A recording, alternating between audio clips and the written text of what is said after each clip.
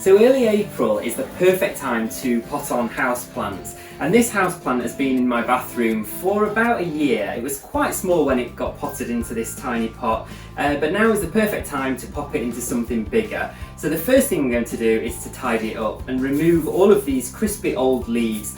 There's loads of new shoots and roots desperate to get out of this planter. So the first thing I'll do is tidy up this plant.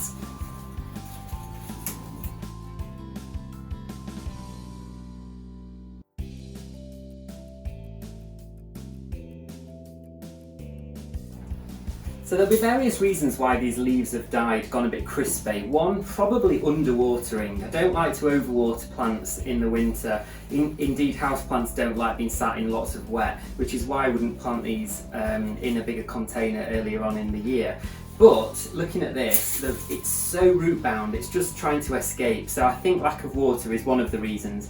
Dry air, they hate central heating, it's a nightmare for plants, so I think that will have dried out a few of the leaves as well. And also they do shed a certain amount of leaves at this time of year, just because they're replenishing. There's loads and loads of new growth in there, so I'm not worried about this houseplant, it's just really desperate for being potted on.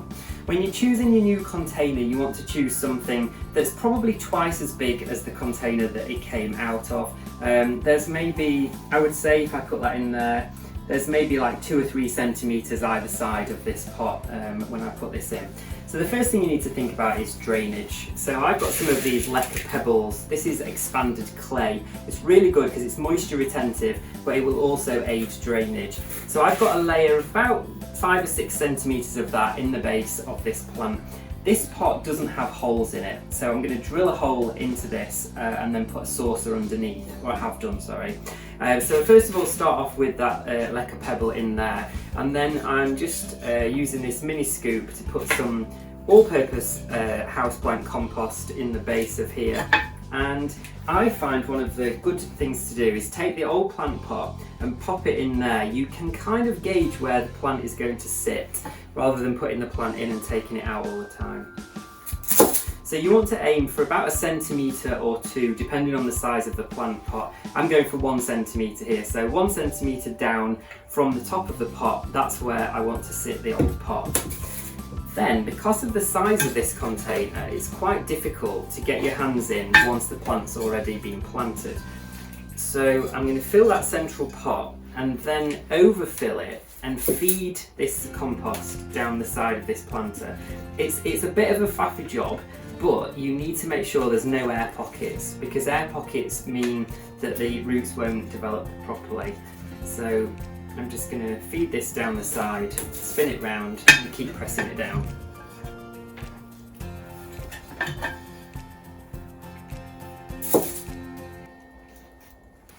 So when you fill this to the top, or 1 centimetre below the rim with compost, and you've firmed it down really well, you can simply jiggle that slightly, remove it. It's a bit like building a sandcastle when you're a kid, and that compost will stay in that shape.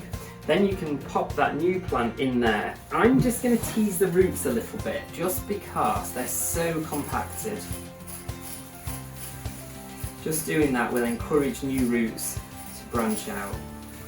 Do that all the way around. And then you can sit that into the pot.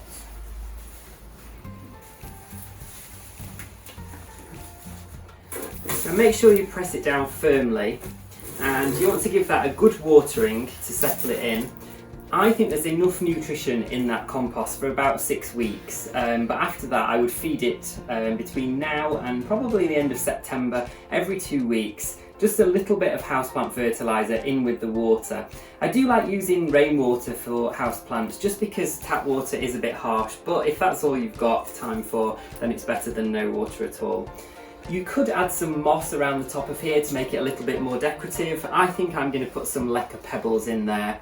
And if you do have this near a radiator or other heat source, it's not ideal, but if you've not got anywhere else to put a container underneath with some gravel in it, add water to that, and that will give it a lovely little humid environment around the plant, and hopefully you'll get less brown leaves in the future.